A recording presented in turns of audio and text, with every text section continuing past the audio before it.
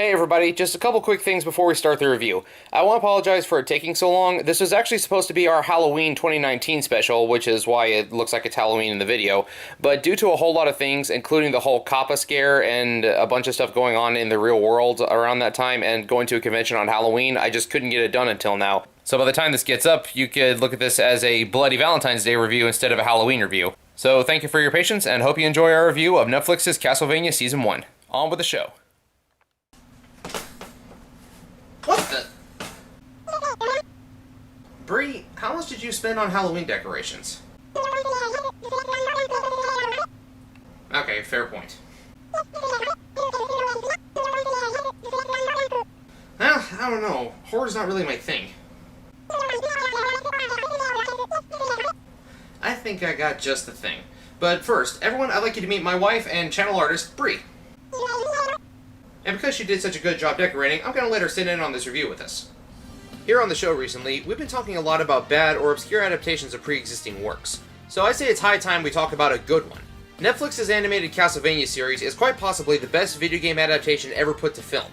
The series mostly follows the story from Castlevania 3, Dracula's Curse, but it does add in enough of its own new material to give it its own identity without degrading the original source material. Does Castlevania count as anime? Okay, many people have varying definitions on what qualifies as anime.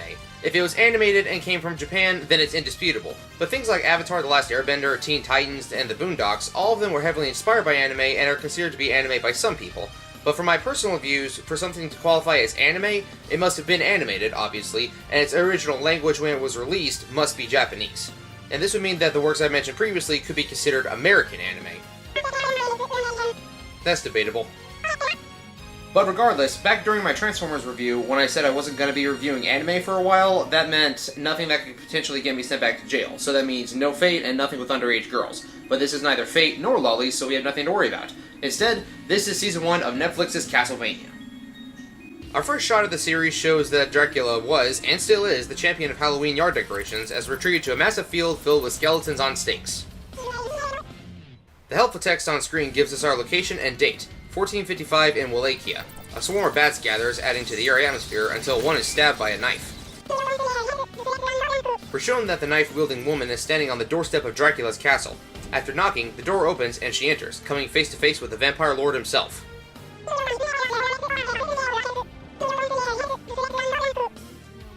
My name is Lisa. I am from the village of Lupu. I want to be a doctor. Is that how you get a doctorate? You pound on the door of a vampire's castle and ask to learn about medicine? Oh, so that's how Mario became a doctor. The stories say the man who lives here has secret knowledge. I want to heal people. I want to learn. Dracula takes a liking to Lisa because she seems sincere in her desire to help others. He takes her to a workshop, revealing technology far beyond anything Lisa had ever seen before.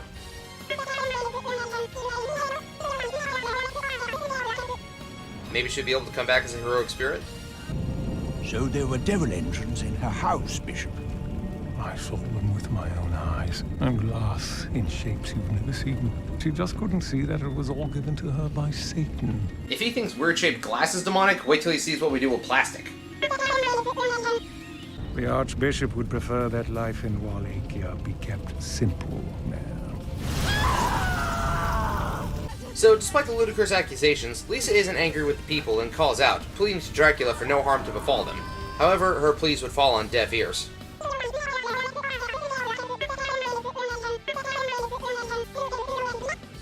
We find Dracula walking around in normal clothing, and he returns to find Lisa's house burned to ashes as an old woman from the village arrives. Are you Mr. Tepish? She talked about you. What happened? Where is my wife? They're burning her at the stake. She'll be dead by now. And then Dracula begins crying bloody tears. She said to me, if you would love me as a man, then live as a man. Travel as a man, no more. I do this last kindness in her name. Take your family and leave Wallachia tonight. Pack and go, and do not look back.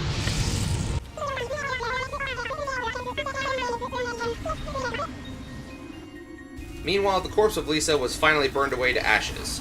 and everyone just stood there and watched for several hours? They probably get burned to the stake for that, too. But the bishop has no interest in a hobby because he's too preoccupied with cleansing Wallachia. Wallachia could be God's own country had I but time to burn out all the evil that hides here. Better hide your Esmeraldas and Quasimodos.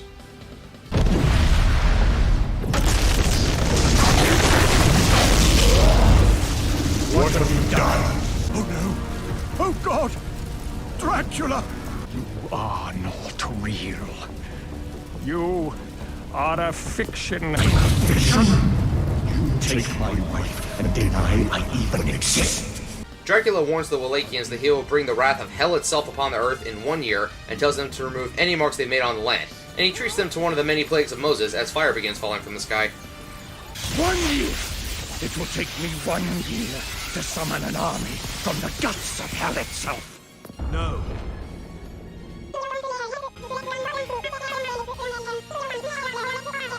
There are no innocents! Not anymore! Any one of them could have stood up and said, no, we won't behave like animals anymore. I grieve with you, but I won't let you commit genocide. Well, that didn't go as planned.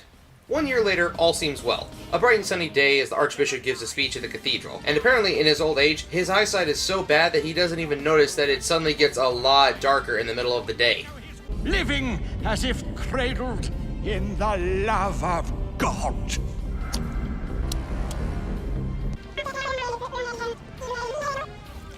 I just love this one guy's expression right here. Just that blank stare. Yeah, this is fine.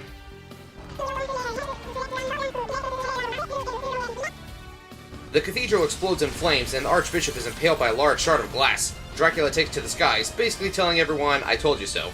You had your chance. Dracula's castle ascends like Castle Pandemonium from Final Fantasy II, and he unleashes the hordes of the night. And the following massacre is not pretty. Kill everything you see. Kill them all. And not just the men, but the women and the children too. Kill for the endless lifetime of hate before me. And that's when you hit them. Right across the eyes with a shovel. More ale for me and my cousin Cobb. Brother. We might have had the same father, but you came out of my arm. Don't make me get my shovel. These guys must be rejected Game of Thrones characters.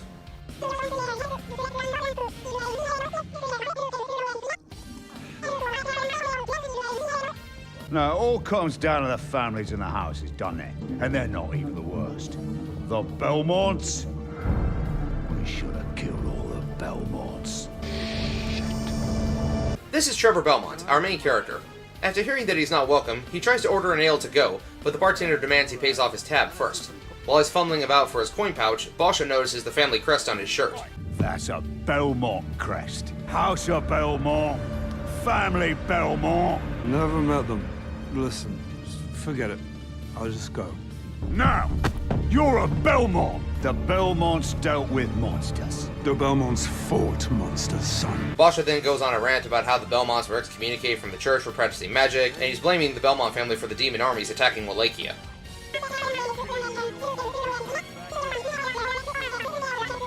Trevor tries to leave, but Basha just won't drop it. He's clearly itching for a fight. You haven't got your shovel. I don't need it. Look, I'm carrying a short sword and a whip. And Basha doesn't care. Trevor catches another kick from the farmer, and then a full-blown bar fight breaks out. I used to fight fucking vampires. Kick him! Would you please leave my testicles alone? After getting hit with a chair, Trevor stumbles out of the tavern. We never see the final aftermath of the fight, but it's implied that he won. I hope you all bleed out. Through your asses!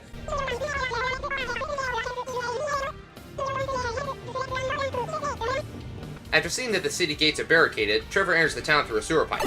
While the townsfolk try to clean up from the raid, Belmont buys some goat jerky, and the townsfolk give him some foreboding messages regarding the night hordes.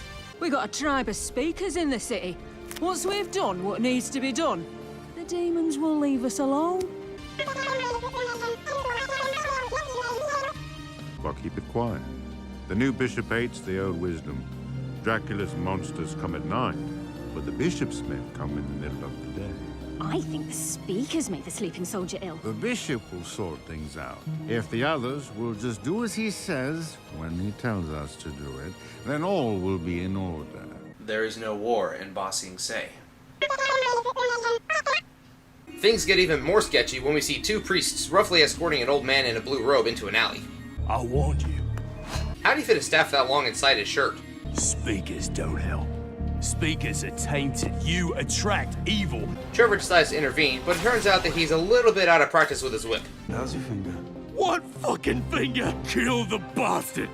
After stalling for a bit, Trevor smacks the bald priest's eye right out of his head. And he never will again. Don't bother this man or his people again.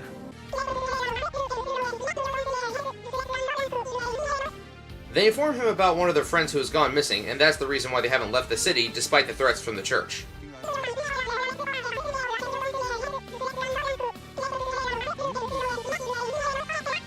So the reason they're called speakers is that they carry their people's entire history verbally and never write it down. They also repeatedly speak of offering aid to the people, but they never say what kind of aid. I don't really think that counts as sorcery. They need something to blame.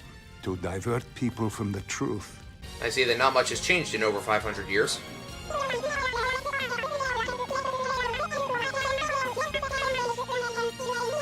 They also make brief mention that it is possible to hear stories from the future via magic, but this doesn't really add to anything. The line does come back later, but it's not really elaborated on. Trevor also seems to be indifferent about Dracula's hordes attacking the people. You feel no compassion? For evil bastards to win power, all ordinary people have to do is stand aside and keep quiet. There's always a choice. While this is different than how it's presented in the games, it creates a very good sense of mirroring between our protagonist and our villain, even going so far as to have the shots framed in the exact same way. While the game's lore states that the church sought out the Belmonts to help them defeat Dracula, the animated series has them excommunicated and exiled. Again, it's similar to Helsing, where the Catholic Church has branded the Helsing organization as heretics despite them being part of the Royal Order of Protestant Knights, and being the prominent supernatural killers in England. Trevor and Dracula both having the same mentality also helps to humanize Dracula a little bit more, and it shows us that Trevor isn't just some cliched hero of justice who fights evil just because he's self-righteous.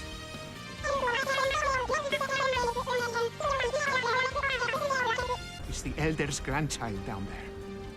We can't even bury them. It's not our way to just leave our dead unattended to. This is enough to convince Trevor to go after the missing speaker, in addition to warning them about the angry mob that will attack at nightfall. Trevor makes his way into the mausoleum and quickly finds the entrance to the catacombs. He finds a torch and, smelling the fresh oil on it, lights it up before continuing.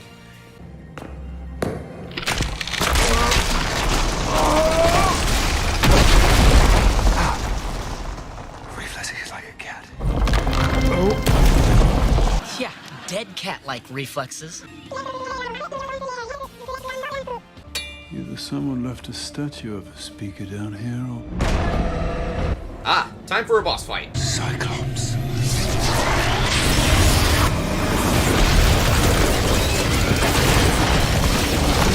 Starlight Cyclops. Right out of the family bestiary. Come on! You're dead! Stop and notice you're dead! Every gamer has felt that sentiment at some point. Trevor then simultaneously pulls a hit girl and Skathaha by slashing the Cyclops with a sword tied to his whip, and then kicking it right into his eye. The statue from earlier returns to normal, and then we meet our secondary main character, who was one of the 4 playable in Castlevania 3. I'm Saifa Velades.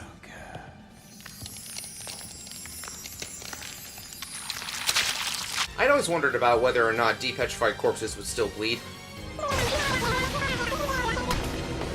Once Trevor and Saifa return to the speakers, Trevor demands that the speakers pack up and leave, as they agreed, but Saifa insists that they stay to help find the sleeping soldier. Metal veins pumping hot liquid, torches that lied by themselves that exactly fit descriptions written by my great-grandfather. Descriptions of the inside of Dracula's castle. I don't know what's down there, but it's not a messiah. I'll come back later. See if you can find some beer.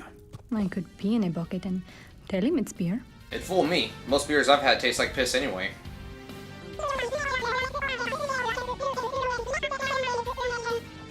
I'm excommunicated. Look, if I enter the church and catch fire or something, it's your fault. They take him anyway, and who do we find there? You're not too far off the mark with that comment. You're not from round here. I'm originally from Gogglehead. You were there for the burning of Dracula's wife. I heard all about that. Oh, yes. I arranged it, in fact. Tonight, the speakers will be dealt with, and then Brexit will be secure. You really believe it, don't you? The people of this city are mine, and our lords now, and they'll do as I ask in his name. Gogglehead is gone. I will be the church. Where's Father Anderson when you need him? Once Trevor reunites with the speakers, they still refuse to leave the city because they don't like the idea of leaving people in need. The Elder then chastises Trevor for being so willing to run, saying that it goes against what the Belmont family believes. Are you calling me a coward? No. I am calling you defeated, Trevor Belmont. You fought your battle, and you decided you lost. We didn't have a choice. But we do. Because if we truly are the sort of people who will kill one another at the behest of a madman's fantasies, then perhaps it is right and proper that things from hell should rise up to wipe us out. No. You're leaving. Right now.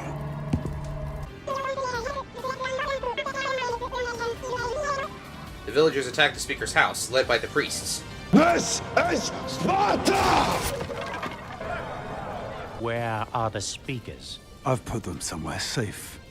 I swear it just moved. Trevor finally shows us the badassery we'd expect from a member of the Belmont clan, by incapacitating the 4 guards simultaneously with his throwing knives before collapsing the entire house on them. He then grabs an axe and lets it fly.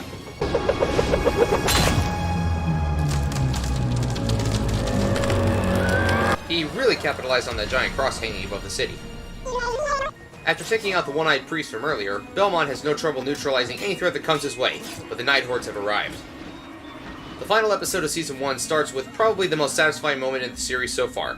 Just watch this exchange. Are the speakers dead? Who cannot enter the house of God? God is not here. This is an empty box. This is all your fault, isn't it? She was a witch! Lies in your house of God? My life's work is in his name. Your life's work makes him puke. No wonder he has abandoned you. But we love you. We couldn't be here without you.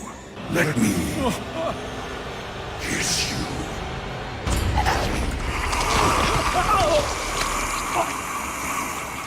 Sweet, sweet justice. Even Jesus on the stained glass up there is like, yeah, I don't know this guy. Checking back in with Trevor, he finds himself surrounded by villagers and then suddenly by fire, but it didn't come from a demon. Witch! No, I am a speaker and a scholar of magic. I serve no demon and I do no evil. Again, a deviation from the original games, where it's described that Sypha is a witch who made a deal with spirits. But I think this change is fair because it reflects on how there are various kinds of magic in this world. Dark magics, such as Dracula's abilities, holy magics like Trevor's weaponry, and Sypha's magics, which are apparently accomplished through one's own study and abilities. With the mob sufficiently distracted, Trevor challenges the priest that's missing a finger to a one-on-one, calling him out for how he's good at manipulating people but can't do much on his own. I wonder if the people of the great city of Greyshit have ever seen a priest draw a knife before. You had no problem beating an old man this morning. You had no problem lying to these people about the speakers. It was your bishop who brought all this down on us by killing a defenseless woman. You would have made murderers out of these people. But the only one here who isn't innocent is you.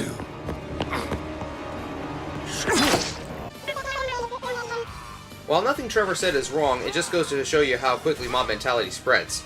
It truly is a dangerous thing.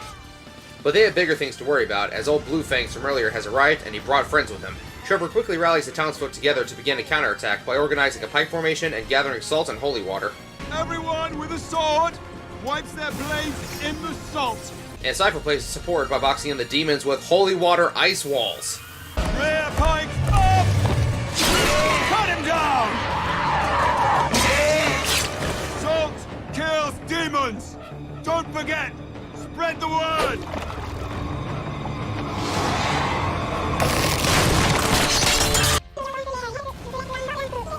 It makes you wonder how she lost to that Cyclops earlier. The web's consecrated. With their newfound knowledge, the mob is able to fight off the Horde on their own power.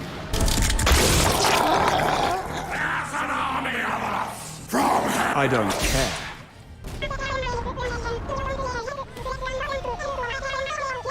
After they navigate through several death traps and the clock tower level of Castlevania 3, they fall further down and come across a coffin. I didn't do that.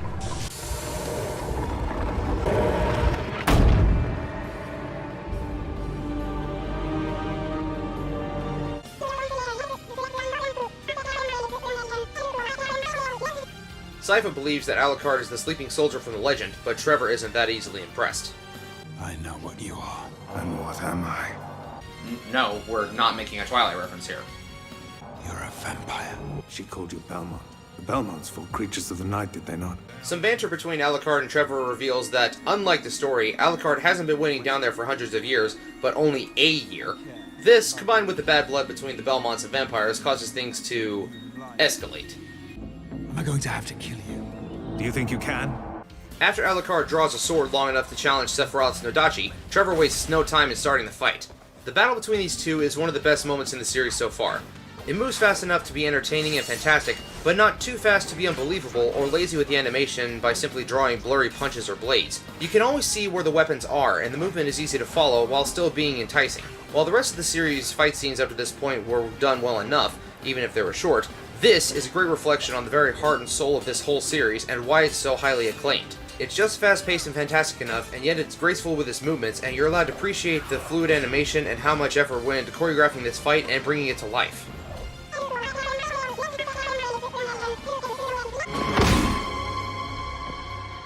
Please, this isn't a bar fight.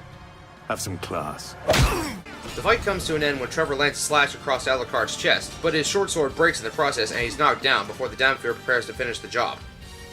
Do you have a god to put a last prayer to, Belmont? Dear God, please don't let the vampire's guts ruin my good tunic. What?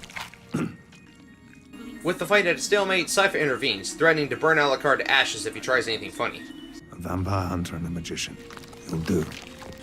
Alucard regenerates the wounds that Trevor dealt him, and then explains that he was hiding under Gracia to try to recover from the injuries that he got when he tried to stop Dracula. He also reiterates that the legend of the Sleeping Soldier is a story from the future, as the speakers theorized. The sleeping soldier will be met by a hunter and a scholar. No one told me that.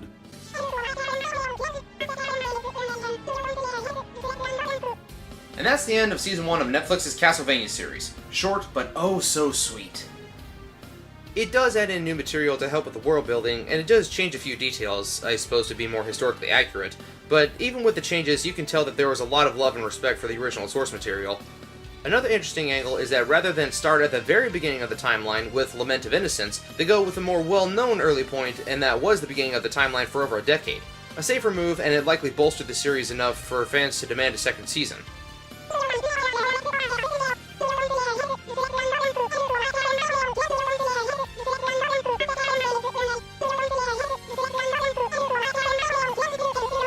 We didn't get a lot of development on many of the characters outside Trevor and Dracula, but that's why we have Season 2.